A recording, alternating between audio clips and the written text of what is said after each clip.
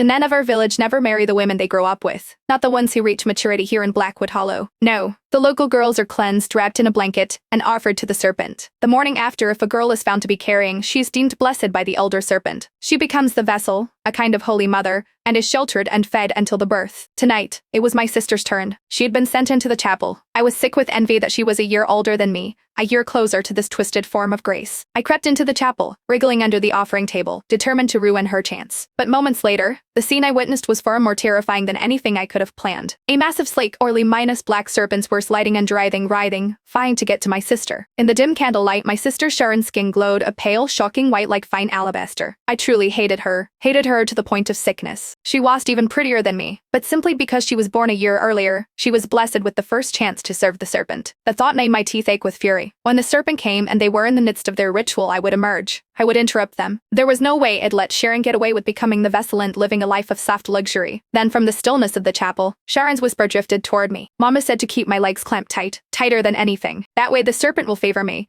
and you'll be the most honored vessel the Hollow has ever seen. A wild, ugly resentment flared up in my chest. Mama was so unfair. She always kept the best things for Sharon. Now, even this secret trick, this vile piece of advice for winning the serpent's favor, she had only told Sharon. I trembled with rage, but a small, malicious part of me also celebrated. At least now I knew the trick. When my turn came, I would clamp my legs too. I would steal the favor from under Sharon's pale nose. Sharon carefully extended her legs from the edge of the ritual blanket. They were long and impossibly white, shining faintly in the gloom like peeled eggs. The serpent would certainly love those legs. My hatred intensified. I dug my fingernails into the dirt floor beneath the altar, wishing I could rush out with an axe and chop her legs off right there. If she was maimed, how would she clamp them? How would she entice the elder serpent then? A scraping noise suddenly echoed from above, the sound of rough scales dragging against old wood. I peered toward the sound. A black snake, thicker than a grown man's thigh with a forked, scarlet tongue flickering, was slowly descending from the rafters. My eyes widened, and my body went cold. I had always assumed the serpent was a god, a deity that took human form, not a monster of scale and muscle. Sharon was obviously terrified. She was shaking. G-minus, get away from me, she shrieked, scrambling to pull her legs back, cinching the red ritual blanket around herself until she resembled a terrified cocoon. But the giant black snake seemed to possess an intelligence. Its enormous tail followed the winding path of its body, gliding across the floor,